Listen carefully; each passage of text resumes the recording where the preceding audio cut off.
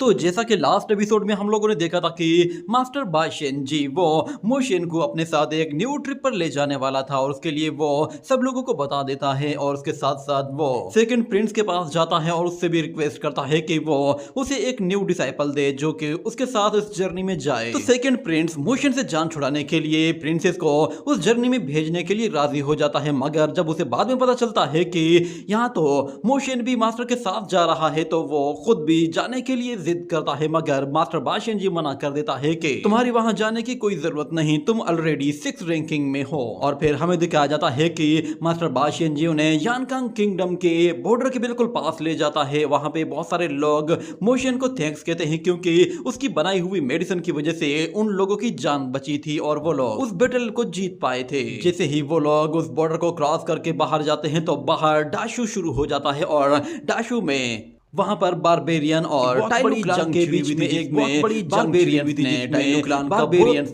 Clan का बहुत ही बुरी तरह से सफाया कर दिया था। मगर जब वो लोग वहां पर बाशिन जी को देखते हैं तो वहां मौजूद एक वॉरियर बाशिन जी को पहचान जाता है और उसे मारने के लिए जैसे आगे बढ़ता है तो बाशिन जी बहुत ही जोरदार पंच दे मारता है जिसकी वजह से वो वॉरियर इंजर्ड होकर वहां से काफी दूर जा गिरता है। ये देखकर सब लोग बिल्कुल हक्के बक्के रह गए थे, उन्हें यकीन नहीं आ रहा था कि उन लोगों का लीडर इतनी बुरी तरह से पिट सकता है। और फिर बाशिन जी उन लोगों से कहता है कि मैं कभी भी अकेला ग्रासलैंड में नहीं आया, इससे पहले मैं अपने मास्टर के साथ आया था और ग्रासलैंड के सारे टॉप फाइटर्स को हमने हरा दिया था। तुम्हारे 100 से ज्यादा वॉरियर्स जो कि मेरे मास्टर के साथ लड़े थे वो बहुत ही बुरी मौत मारे गए, उनमें से कोई भी ऐसा नहीं था कि जो मेरे मास्टर को हरा पाया हो और तुम उठ के आए हो कि शायद तुम मुझे हरा दोगे। वैसे मेरे लिए ये एक ऑनर की बात है कि तुम लोग मुझे मार्शल खान का टाइटल देते हो। इतने में वो पिटा हुआ वॉरियर फिर से खड़ा होता है और कहता है कि मार्शल खान क्या मैं तुमसे पूछ सकता हूँ कि तुम यहाँ पर आए क्यों हो? तो बाशिन जी उन लोगों से कहता है कि मैं यहाँ पर अपने डिसाइपल्स के साथ आया हूँ, मेरे डिसाइपल्स मेरी ओल्ड पाथ को फॉलो करना चाहते हैं और वो यहाँ पर लुवुलान ग्रेट विच क्लान को चैलेंज करना चाहते हैं। ये सुनकर प्रिंसेस भी हैरान हो जाती है, उसे भी पता नहीं था कि ये प्लान हमने कब बनाया। और इस तरफ मोशन कह रहा होता है कि चलो यानकांग बॉर्डर से बाहर अब किसी नए मास्टर से चलकर मिलते हैं, मगर सामने मौजूद वो बारबेरियन मास्टर कहता है कि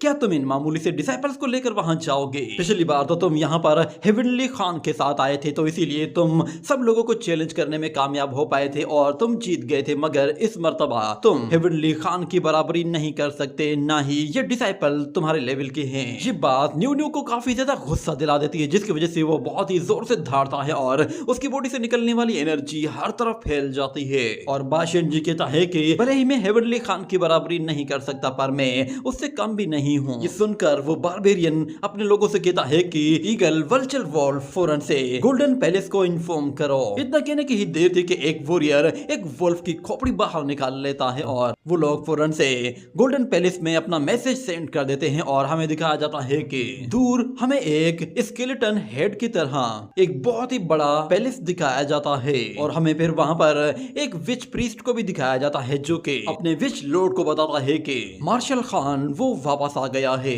ये कहने की ही देर थी कि उस पैलेस के अंदर से एक बहुत ही ठंडी हवा आती है और वो इतनी ठंडी होती है कि उस प्रीस्ट के हाथ में मौजूद एक स्कल को पूरी तरह से जमा देती है और वहां मौजूद प्रिजन्स में बहुत सारे वॉरियर्स होते हैं जो कि अचानक से तड़पना शुरू हो जाते हैं क्योंकि उनकी बॉडी में मौजूद सोल्स वो उनकी बॉडी से अपने आप ही निकलना शुरू हो गई थी जिसकी वजह से वो काफी ज्यादा तड़पते हैं और चीखना चिल्लाना शुरू कर देते हैं। वो सारी की सारी सोल्स बहुत ही तेजी से उस पैलेस के अंदर चले जाती हैं और अंदर मौजूद विच लॉर्ड उन सारी की सारी सोल्स को एब्जॉर्ब कर लेता है और उस प्रीस्ट से कहता है कि फौरन से मेरा ऑर्डर भेजो और सब लोगों से कहो कि मार्शल खान को आने दिया जाए। ये कहने के बाद फौरन से ये खबर हर जगह फैल जाती है और हमें फिर बारबेरियन क्लान को दिखाया जाता है। वो लोग इस न्यूज को सुनने के बाद फिर अपनी तैयारी करना शुरू कर देते हैं क्योंकि उन्हें पता है कि जब मार्शल खान यहाँ पर आएगा तो वो यहाँ पर लोगों को चैलेंज करेगा और उसे देखने के लिए और उससे लड़ने के लिए लोग फिर इकट्ठा होना शुरू हो जाते हैं। इतने में हमें मार्शल खान यानी कि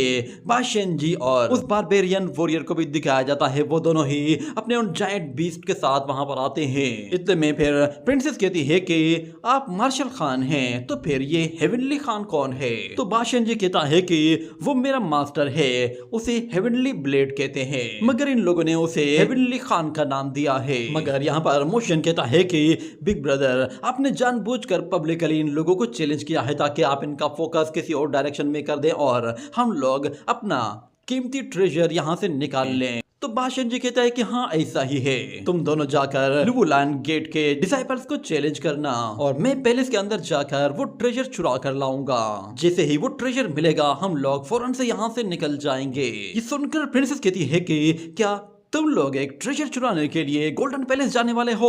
ये तो सच में काफी एक्साइटिंग होगा। मगर वो दोनों ही उसका मुंह बंद करते हैं और कहते हैं कि जरा आराम से बोलो, इस पूरी जर्नी में हम लोगों ने अभी तक किसी भी ग्रेट विच वॉरियर को नहीं देखा है। हो सकता है कि शायद जितने भी ग्रेट वॉरियर्स हैं वो लुवुलान क्लान में वापस से बुला लिए गए होंगे ताकि वो लोग सीनियर ब्रदर के लिए वहां पर एक से बढ़कर एक चैलेंजर को उसके सामने ला सकें। एक मर्तबा अगर सीनियर ब्रदर उस गोल्डन पैलेस में चला गया तो मुझे नहीं लगता कि वो अकेले से सारी सिचुएशन को हैंडल कर पाएगा। तो बाशन जी कहता है अच्छा तो फिर तुम्हारा क्या मकसद है? तो मोशन उसे बताता है कि मुझे ट्रेजर चुराने की कुछ टेक्निक्स पता है जो कि मैंने अपने एक लंगड़े ग्रैंडपा से सीखी हैं। तो यहाँ पर प्रिंसेस भी कहती है कि हाँ उसका ग्रैंडफादर वो कमाल का चोर है। मगर बाशन जी कहता है अच्छा तो फिर वो लंगड़ा कैसे हो गया? तो यहाँ पर मोशन उसे बताता है कि असल में मेरा ग्रैंडफादर जब वो यंग एज में था तो उस वक्त वो कोई चीज चुराने के लिए किसी पैलेस में गया था और उस वक्त वहां पर उसका पैर किसी तरह कट गया था। ये सुनकर बाशन जी कहता है अगर वो कोई चीज चुराते हुए इंजर्ड हो गया है तो इसका मतलब है कि उसके चोरी करने के स्किल्स अच्छे नहीं हैं। हम लोग एक मर्तबा गोल्डन पैलेस में गए तो फिर वहां पर बहुत सारी फॉर्मेशंस और सील्स होंगी जिन्हें अच्छी तरह से तोड़ना होगा, इसलिए वहां पर इस तरह की बेकार सी टेक्निक को यूज करने से हम लोग वहां पर फंस सकते हैं। तुम लोग बस वहां पर उस गेट को ब्लॉक करने की कोशिश करना, बाकी का काम मैं खुद कर दूंगा। इतना कहने के बाद वो उसे कोई रोड जैसी चीज देता है और कहता है कि उम्मीद है कि तुम्हें इस चीज की जरूरत नहीं पड़ेगी। वो लोग अभी आइसलैंड की तरफ जा रहे होते हैं जहां पर उन लोगों को एक आइस माउंटेन में जाना था। वहां पर अचानक न्यू उस एलिफेंट के पीछे जाता है और उससे कहता है कि सुनो तुम्हारी स्किन तो काफी वाइट है, क्या तुम्हें प्यूनीज पसंद है? मगर वो एलिफेंट उससे आगे निकलता है तो न्यू फिर से उस पर लाइन मारते हुए कहता है कि जरा एक मिनट पहले मुझे बताओ कि तुम मेल हो या फीमेल हो। इतना सुनते ही वो एलिफेंट उसे अपनी सूंड से मारते हुए वापस पीछे फेंक देता है। ये देखकर हुआलिंगर फौरन उसके पास जाती है और उससे कहती है कि ये एक फीमेल हथनी है। ये सुनकर न्यू में जान सी आ जाती है और वो दोबारा से ट्राई करने के लिए जाता है और उसकी तारीफें करते हुए कहता है कि सिस्टर तुम काफी खूबसूरत हो। मगर यहाँ पे भी उसकी दाल नहीं गलती, वो कंटिन्यूसली उस हथनी से पिटता रहता है मगर वो हार बिल्कुल भी नहीं मानता। बहुत बार पिटने के बाद भी वो कंटिन्यूसली उसके पीछे पड़ा रहता है। मगर जब वो लोग एक झील के पास आकर पहुंचते हैं तो उन्हें बताया जाता है कि हमारा सीक्रेट पैलेस वो हमारे इस आइस माउंटेन के अंदर है, मगर ये रास्ता बहुत ही ज्यादा खतरनाक है, इसीलिए हम लोगों को एक बोट के सहारे ही आगे जाना होगा। वो लोग आगे देखते हैं कि वहां पे हर जगह हड्डियों के ढांचे ही पड़े हुए हैं। ऐसा लग रहा है कि जैसे वो जगह एक डेथ वैली है। मगर उन लोगों को बताया जाता है कि ये एक वीक लेक वाटर है। अगर हमारे लुवुलान गोल्डन पैलेस में पहुंचना है तो फिर वहां जाने का सिर्फ एक यही रास्ता है। वो लोग देखते हैं कि वहां पर हर तरफ हड्डियों के ढांचे पड़े हुए होते हैं। उन्हें देखकर प्रिंसेस पहचान जाती है कि इन लोगों ने हमारे यानकांग किंगडम के ड्रेस पहने हुए हैं, यानी कि ये हमारे यानकांग किंगडम के वॉरियर्स हैं जिन्हें विच क्लान ने पकड़ा था। और फिर मोशन कहता है कि विच क्लान के लोगों ने हमारे दाशु के बहुत सारे लोगों का कत्ल किया है। वो देखता है कि वहां पर दरख्तों पर बहुत सारी बॉडीज लटकी हुई हैं, जिस पर मोशन ये समझ जाता है कि विच क्लान के लोग इन सोल्स को अपनी कल्टीवेशन के लिए यूज करते हैं। और बाशन जी उन लोगों को बताता है कि विच क्लान का लुवुलान गोल्डन पैलेस का मास्टर वो लुवोसुत्रा रियलम में है और वो अपनी कल्टीवेशन को और भी ज्यादा बढ़ाने के लिए सोल हार्वेस्टिंग का इस्तेमाल करता है ताकि वो एक ग्रेट लॉर्ड बन सके। वो बहुत सारे स्लेव्स को पकड़ता है और उनकी बॉडी से उनकी सोल को खींचकर एब्जॉर्ब करता है। जो लोग इस मेथड के जरिए डिवाइन पावर्स को अचीव कर लेते हैं वो लोग खुद को ग्रेट विच वॉरियर कहलवाते हैं। और जब ये लोग सेलेस्टियल रियलम में आ जाते हैं तो इन लोगों को ग्रेट विच किंग का टाइटल दिया जाता है, यानी कि एक किंग जो के बाकी सारे विच से ज्यादा ताकतवर होता है। वो बहुत ही आसानी से हजारों लोगों की सोल्स को एब्जॉर्ब कर सकता है। हमें दिखाया जाता है वहां पर एक विच क्लान का प्रीस्ट आता है और वो कहता है कि मार्शल खान हमारा विच लॉर्ड वो तुम्हारा कब से वेट कर रहा है। प्लीज मेरे साथ आ जाओ, हम लोग इस बोट के सहारे ही आगे जाएंगे। मगर प्रिंसेस कहती है कि हम लोग पानी पर चलकर नहीं जा सकते क्या? वैसे भी तो ब्लू ऑक्स वो काफी साइज में बड़ा है, वो हमें अपने ऊपर बिठाकर भी तो यहाँ से आगे ले जा सकता है। मगर यहाँ पर वो प्रीस्ट उन लोगों को बताता है कि ये एक वीक वाटर है जहाँ पर लाइफ एग्जिस्ट ही नहीं कर सकती। अगर हम लोग किसी फीदर को भी इसके अंदर थ्रो करते हैं तो वो फीदर भी बहुत ही जल्दी डेड हो जाता है। अगर हमें माउंटेन तक पहुंचना है तो वहां पर पहुंचने का सिर्फ एक ही रास्ता है कि हमें इस वाटर को क्रॉस करना है। वहां तक पहुंचने के लिए अगर उड़कर जाना है तो फिर ये मेथड भी काम नहीं आने वाला, क्योंकि अगर कोई भी शख्स यहाँ से उड़कर जाएगा तो भी वो स्नो माउंटेन तक नहीं जा पाएगा। मोशन अपनी स्टार आई को एक्टिव करते हुए देखता है कि वहां पर मौजूद बर्ड्स वो अचानक से किसी ग्रेविटी प्रेशर की वजह से फौरन से उस लेक के अंदर जा गिरते हैं और वहीं खत्म हो जाते हैं। जिस पर बाशिन जी कहता है चलो तो फिर इस बोट से ही चलते हैं। ये कहने के बाद वो लोग उस बोट पर चढ़कर बैठ जाते हैं और न्यू न्यू भी उनके साथ चला जाता है। इतने में वो प्रीस्ट अपनी एनर्जी का इस्तेमाल करते ही उस बोट को अपनी एनर्जी के सहारे ही आगे की तरफ धकेलता है और वो लोग देखते हैं कि वो बोट जैसे जैसे आगे जा रही होती है वैसे वैसे नज़ारा काफ़ी ज़्यादा खतरनाक होता जा रहा होता है। वहाँ पर बहुत बड़े बड़े बीस्ट भी मरे पड़े होते हैं, उनके ढांचे ही हर तरफ नजर आ रहे थे। मोशन को ऐसा फील हो रहा था कि जैसे वो एक डेथ वैली में बिल्कुल बीचों बीच फंसा हुआ है। चारों तरफ सिर्फ मौत ही मौत नजर आ रही है, कोई भी जिंदा चीज आसपास कहीं भी नजर नहीं आ रही। यानी कि इस स्पेसिफिक टेरिटरी के अंदर लाइफ एग्जिस्ट ही नहीं करती, न पानी के ऊपर न पानी के नीचे। और फिर अगले सीन में हमें लुवुलान क्लान के गोल्डन पैलेस को दिखाया जाता है। जब मोशन अपने मास्टर को लेकर वहां पर पहुंचता है तो फिर अचानक हमें एक शख्स को दिखाया जाता है। वो बाशन जी के आते ही जाग जाता है और कहता है कि मार्शल खान की कल्टीवेशन वो प्रोफाउंड है, यानी कि वो पहले जिस लेवल में था उससे कई गुना आगे आ चुका है। उन्हें फौरन से माउंटेन में आने की इजाजत दी जाती है, जिसके बाद बाशन जी कहता है कि अगर विच लॉर्ड खुद से बात कर रहा है तो फिर मैं भी अब पीछे नहीं रहूंगा। मैं बताता हूँ मैं यहाँ पर क्यों आया हूँ। मेरा मकसद सिर्फ और सिर्फ विच क्लान के लोगों को चैलेंज करना है। मैं ओल्ड मेमोरीज को यहाँ पर फिर से दोहराना नहीं चाहता, ना ही मेरी यहाँ पर किसी के साथ अब कोई दुश्मनी है। वो न्यू न्यू से कहता है कि चलो इस गेट को उठाकर सीधा ऊपर माउंटेन तक लेकर जाओ। ये सुनकर प्रिंसेस हैरान हो जाती है कि गेट को कैसे लेकर जाएंगे।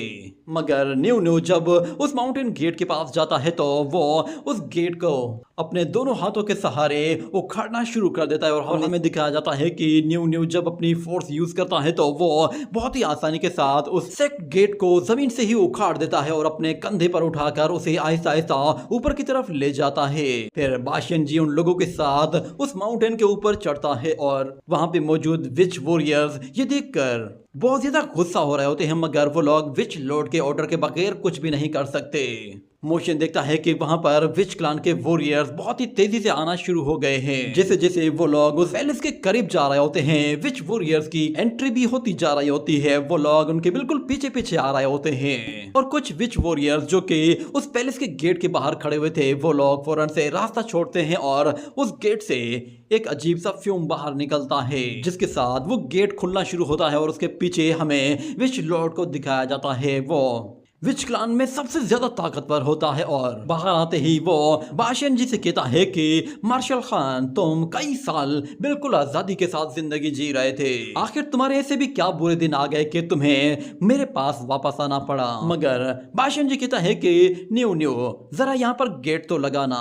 ये कहने के बाद न्यू न्यू उस सेट गेट को फौरन से जमीन पे रखकर उसे धक्का देकर उस पैलेस के बिल्कुल सामने खड़ा कर देता है, जिस पर वो सारे के सारे विच वॉरियर्स भी बिल्कुल चौंक जाते हैं। और बाशियन जी उस गेट के ऊपर खड़ा होकर कहता है कि मैंने पहले तो यहाँ पर 100 से ज्यादा गेट के वॉरियर्स को चैलेंज किया था। उस वक्त मैंने बिल्कुल भी होल्ड बैक नहीं किया था और सब लोगों के साथ डेथ बैटल लड़ी थी। और जो लोग मुझसे ज्यादा वीक थे, जो लोग हार मान चुके थे, मैंने उन्हें जिंदा छोड़ दिया था। और आज मैं सब कुछ वैसा ही रिपीट करने के लिए आया हूँ। ये सुनकर वो लोग काफी ज्यादा गुस्से में आते हैं, मगर विच क्लान का एक वॉरियर कहता है कि हमारे पुराने जख्म अब भर चुके हैं और हम लोग काफी रिकवर भी कर चुके हैं। हमारी कल्टीवेशन पहले के मुकाबले में काफी इम्प्रूव हो चुकी है। इसीलिए हम लोग अब मार्शल खान के साथ एक और मैच लड़ना चाहते हैं। तो बाशिन जी कहता है कि ठीक है, तुम्हें तुम्हारा चांस मिलेगा। वैसे भी मैंने इस गेट के नीचे बहुत सारे लोगों को मारा है। और वो मोशन से कहता है कि अब ये गेट तुम्हारा है, तुम्हें जो करना है यहाँ पे कर सकते हो। तो मोशन कहता है कि क्या यहाँ पे रूल्स बिल्कुल वैसे है जैसे यानकांग में है? तो बाशिन जी उससे कहता है कि यहाँ के रूल्स बिल्कुल चेंज हैं। यहाँ पर डेथ बैटल ही लड़ी जाती है। अगर तुम यहाँ पर किसी को चैलेंज करते हो तो फिर जब तक तुम दोनों में से कोई एक नहीं मारा जाता तब तक ये फाइट कंटिन्यू रहेगी। मगर यहाँ पर तुम दोनों का लेवल बिल्कुल सेम होगा। ये सुनकर मोशन कहता है चलो, तो फाइनली यहाँ पे तो डाशू के रूल्स फॉलो होते हैं। मगर दूसरी तरफ विश लॉर्ड कहता है कि अगर तुम हार गए या तुम्हारे डिसाइपल्स हार गए तो तुमसे मार्शल खान का टाइटल तो छीन लिया जाएगा और ऊपर से इन लोगों की जान भी जाएगी। और तुम्हारे बाद फिर मैं खुद को मार्शल खान कहलवाऊंगा। मगर बाशिन जी कहता है कि ठीक है, मगर तुम्हारे वॉरियर्स का कल्टीवेशन लेवल 5 एलिमेंट रियलम होना चाहिए। ये सुनकर विच लॉर्ड कहता है कि सब लोग मेरी कमांड को फॉलो करो और अपना कल्टीवेशन लेवल सप्रेस करके 5 एलिमेंट रियलम तक लाओ और इन लोगों को खत्म करो। ये लाइफ एंड डेथ बैटल होगी। अगर किसी ने भी चीटिंग की और 5 एलिमेंट रियलम से अपनी पावर को बढ़ाया तो फिर उसे मैं कुत्ते की मौत मारूंगा। ये सुनकर वो सारे ही लोग विच लॉर्ड की बात को मानते हैं और विच लॉर्ड फिर मार्शल खान से कहता है कि बहुत पहले तुम यहाँ पर हेवनली खान के साथ आए थे। तुम्हारे उस हेवनली खान की पावर वो अनलिमिटेड थी, इसीलिए उसकी तारीफ बनती है। मगर जहां तक बात तुम्हारी है, तुम हेवनली खान के बराबर बिल्कुल भी नहीं हो। मगर बाशिन जी कहता है कि अगर तुम मुझे ना हरा पाए तो फिर अपनी बात को याद रखना कि तुम्हें भी रूल्स को फॉलो करना है। और यहाँ पर न्यू न्यू कहता है कि मास्टर तुम खुद को क्यों मरवा रहे हो? तो बाशिन जी कहता है कि एक बार हम लोग घर वापस जाएं तो हम लोग बीफ बिरयानी खाएंगे। ये सुनकर हुआ लिंगर और न्यू न्यू दोनों ही बहुत ज्यादा डर जाते हैं। मगर बाद में हुआ लिंगर को पता चलता है कि यहाँ पे बीफ की बात हुई है। मगर अचानक से फिर एक विच वॉरियर सामने आता है और वो मोशन और प्रिंसेस से कहता है कि तुम दोनों बेकार से मामूली से डिसाइपल, क्या ये जानते भी हो कि तुम लोगों ने किस लेवल का चैलेंज कर दिया है? क्या तुम लोगों ने पहले कभी गोल्डन गेट का नाम सुना भी था या नहीं? और फिर एक वॉरियर बाशिन जी से कहता है कि हमारे विच क्लान में तुम्हारे यानकांग किंगडम की तरह बहुत सारे रूल्स नहीं हैं। एक बार मैं तुम्हें मार दूं तो उसके बाद में इन दोनों की सोल्स को भी एब्जॉर्ब कर दूंगा। इन लोगों का कल्टीवेशन लेवल काफी अच्छा है, इन्हें एब्जॉर्ब करना काफी मजेदार होगा। कम से कम उन स्लेव्स को एब्जॉर्ब करने से तो इन्हें एब्जॉर्ब करना बेहतर रहेगा, क्योंकि इनसे कल्टीवेशन को एक बूस्ट मिल सकता है। ये सुनकर प्रिंसेस गुस्से में आ जाती है। मगर मोशन कहता है कि सिस्टर तुम एक साइड पे जाओ, इससे तो मैं निपटता हूँ। ये कहते हुए वो फौरन से उस वॉरियर के सामने आ जाता है और वो वॉरियर मोशन को बिल्कुल हल्के में ले रहा होता है और कहता है कि ये तो बहुत वीक है, इससे लड़ना तो मेरी स्पिरिट के बिल्कुल खिलाफ है। वो मोशन से कहता है कि तुम एक काउ हार्डिंग बॉय हो ना, तुम मुझे कैसे हराओगे? अगर तुम मुझे मार ही नहीं पाओगे तो फिर तुम अपनी जान कैसे बचाओगे? मगर मोशन कहता है कि मेरा मास्टर वो यहाँ पर कभी भी नहीं हारा और मैं एक ओवरलॉर्ड वॉरियर हूँ। मैं पैदा ही नेचुरली ओवरलोड हुआ हूँ और इस वर्ल्ड में जो भी शख्स मेरे सेम लेवल में है वो मुझे इस लेवल में कभी भी नहीं हरा सकता।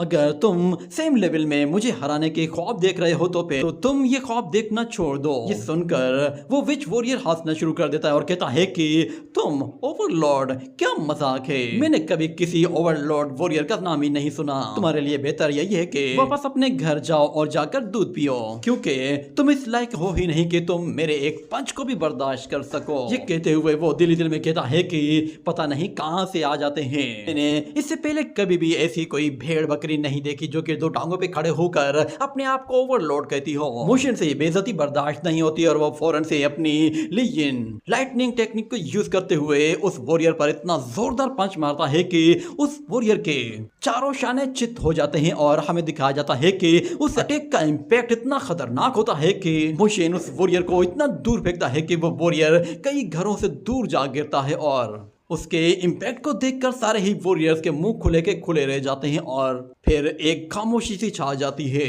मोशन की पावर को देखने के बाद विश लॉर्ड भी बिल्कुल हक्का बक्का खड़ा होता है। यहाँ तक कि बाशिन जी को भी अंदाजा नहीं था कि मोशन कुछ ऐसा कारनामा करने वाला है। और यहाँ पर मोशन वो न्यू से कहता है कि तुम्हारे मास्टर को इन लोगों को हराने में 100 दिन लगेंगे पर मुझे सिर्फ 1 दिन लगेगा। ये कहने के साथ ही ये एपिसोड यहीं पे ही एंड हो जाता है।